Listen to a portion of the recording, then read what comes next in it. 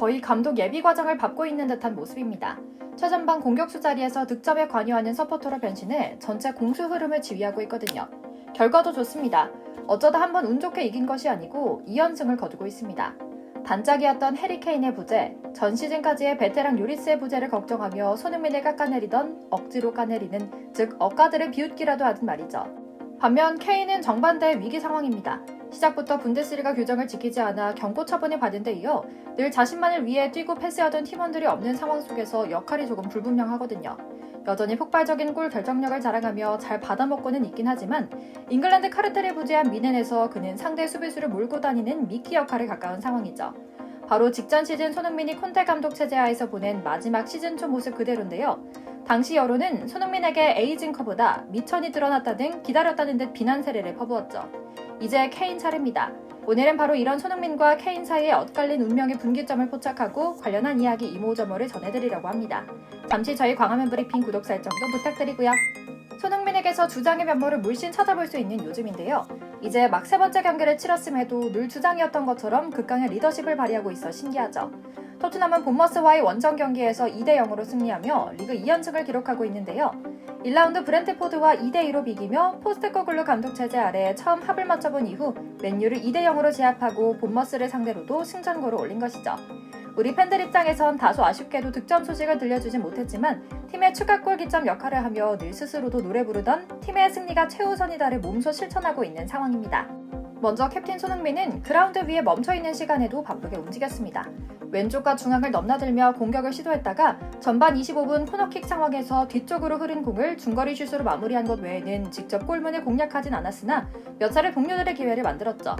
또 틈틈이 부상 선수들을 챙긴 데 이어 자신이 골을 넣은 것처럼 동료들의 득점을 누구보다 먼저 기뻐했고 메디슨이 전반 17분 토트넘 데뷔골을 터뜨리자 함께 다트 세리머니를 선보이기도 했는데요. 불과 올여름 토트넘 유니폼을 입은 메디슨이 짧은 시간 내에 손흥민과 매우 가까워졌다는 것을 짐작하게 만드는 장면이었죠. 또 전반 22분에는 손흥민의 패스를 받은 파페사르가 슈팅을 기록했습니다. 지난 시즌 데뷔골을 기록하며 손흥민에게 달려가 안긴 뒤 인터뷰에서도 손흥민 덕분에 골을 넣었다. 평소에도 손흥민만 보고 따랐는데 그 결과가 이렇게 나온 것 같다며 특별한 애정을 선보이기도 한 그 선수였죠. 또 소니는 여러 위치에서 뛰었습니다. 왼쪽 측면에서 제임스 메디슨, 데얀 클루셉스키와 합을 맞추며 최전방 공격수 히샬리숑의 뒤를 바쳤고 형편없는 경기력을 기록하던 히샬리숑이 교체 아웃된 뒤 후반 중반부터는 최전방 원톱으로 뛰기도 했거든요. 이런 공격진 변화는 빠르게 효과를 발휘했습니다. 최전방 공격수 역할을 맡은 손흥민은 훨씬 폭넓게 움직이며 히샬리숑이 배치됐을 때보다 공격 흐름이 원활하게 전개되도록 플레이했거든요. 특히 추가골에도 기여한 모습은 확 달라진 손흥민의 역할과 위상을 명확하게 드러낸 장면이었습니다. 상황은 이랬습니다. 먼저 높게 올라온 수비수 우도지의 움직임이 좋았습니다. 우도지는 개인기로 본머스 왼쪽 측면에 휘저은 뒤 박스 정면 바로 왼쪽에 있던 손흥민에게 패스했는데요. 손흥민은 자신의 욕심만을 채우지 않고 상대 선수들의 시선이 자신에게 쏠리자 바로 우도지에게 다시 공을 툭 하니 내준 환상의 원투 패스를 낸 겁니다. 문전에 있던 클루셉스키가 발을 쭉 뻗어 슈팅에 마무리했고 기점 역할을 한 손흥민은 추가골의 기쁨을 만끽했죠. 물론 직접 슈팅을 날리는 일도 빼놓지 않았습니다. 바보된 게 아닙니다. 전반 25분 본머스 박스 왼쪽 모서리 근처에 왼발로 회심의 슈팅을 날리기도 했는데요. 아쉽게도 공은 골대 옆으로 향했죠. 후반 막판 프리킥을 얻어낼 정도로 위협적인 움직임도 선보였죠. 주장 역할을 기대 그대로 잘하고 있는 손흥민의 행보인데요. 현지 언론도 마찬가지 평을 내리고 있습니다. 풋볼 런던은 손흥민 주장 선임 소식은 토트넘 몇몇 사람들을 놀라게 했다. 특히 에릭 다이어 등 기존 주장단 선수들에게는 하늘이 무너지는 소식이었다. 그는 감독에게 대놓고 화를 냈으며 몇몇 선수들과 함께 불만을 어필하기도 했다. 하지만 포스테코글루 감독의 선택이 옳았음을 스스로 증명하고 있는 손흥민 자신 덕분에 이런 이야기는 완전히 사라졌다. 요리스와 케인의 빈자리는 더 이상 느껴지지 않는다라는 논평을 냈죠. 그런데 특히 눈여겨볼 만한 점은 손흥민과 현지 언론, 중계진 모두가 더 이상 그의 골 기록에 연연하지 않는다는 점입니다. 대신 전문가들은 손흥민을 만난 팀 선수들이 그를 중심으로 똘똘 뭉치는 모습과 함께 데뷔골을 기록하는 일이 지속적으로 발생하고 있다는 점에 주목합니다. 먼저 앞서 말씀드린 파페사르가 신호탄을 날렸습니다. 지난 맨유전에서 골을 기록하는 그는 사실 만년 유망주로 평가받던 선수였습니다. 하지만 골은 고사하고 제대로 된 기회를 얻을 일도 없었는데요. 경기 중 손흥민의 조언을 받은 사르는 맨유전에서 자신의 플레이를 조금 다듬었고 곧장 골을 기록합니다. 실제로 사르 역시 이를 인정합니다. 데뷔골 인터뷰에서 시작한 소감의 첫마디부터 소니가 내 은인이다 라는 말을 뱉어 영국을 놀라게 했던 것이죠. 메디슨 역시 마찬가지입니다. 전반 17분 손흥민 퀴즈 2로 사루의 킬패스를 받은 메디슨이 완벽하게 마무리하며 선제골을 터뜨렸던 건데요.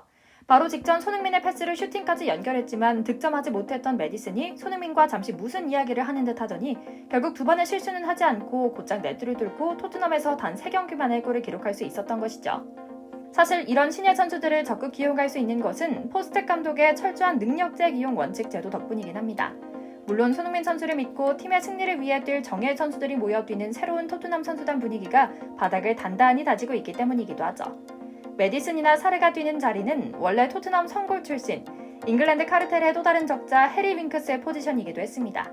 다시 말해 신예 선수들은 토트넘을 지배한 기존 질서대로라면 벤치만 달구며 직관을 하다 돌아갈 수밖에 없었을 선수들이 경기에 나서고 있으며 더 나아가 골을 기록하는 건데요. 반대로 실력이 뒷받침되지 않는 토트넘 선골 출신들은 반대의 길을 가고 있습니다. 먼저 토트넘 선골 출신 미드필더 해리 윙크스는 레스터시티로 보냈습니다. 구단 유스팀에서 성장해 프로에 데뷔했을 때만 해도 창의적인 미드필더로 큰 기대를 받았지만 시간이 갈수록 각종 부상과 더딘 성장으로 기대에 미치지 못했거든요. 다이어는 말할 것도 없고 케인 역시 변변치 못합니다. 골을 기록하고 있는 점은 그의 클래스를 보여주고 있긴 합니다. 그의 최대 장점인 골 결정력은 여전히 날렵하죠. 하지만 기대에 못 미치는 모습도 보이고 있습니다. 결혼 반지를 끼고 뛰면 안 된다는 분데스리가 규정을 무시한 채 뛴 그가 리그 사무국의 경고를 받기도 했고 보다 차기적으로 골을 만들어내기보다는 잘 받아 잘 넣는 수준에 그치고 있거든요. 하지만 언제까지나 팀원들이 그에게만 패스하지 않을 것이라는 점은 케인 스스로를 제외한 모든 이가 알고 있는 사실입니다. 또 독일 무대의 뉴페이스인 그는 이번 시즌 상대 수비수들의 집중 견제를 받고 있습니다. 실제로 미넨 동료 조슈아 키미히는 분데스리가 공식 홈페이지와의 인터뷰에서 이 문제를 지적합니다. 케인의 효과는 확실하다. 당장 상대팀 수비수들의 움직임이 다르다. 그에게 항상 한두 명의 수비수들이 집중 마크하며 따라다닌다. 하지만 미넨에는 좋은 선수들이 많다. 케인에게 수비수가 쏠리면 다른 선수들에게 찬스가 난다고 이해해야 한다. 사실 모두가 케인에게 골을 기대할 것이다. 하지만 이곳은 영국이 아니다. 케인과 함께 뛰는 선수들이 수많은 찬스를 얻어낼 수 있을 것이다 라고요. 이런 엇갈린 운명을 인정하는 듯 케인도 애써 손흥민 지우기를 시도하고 있습니다.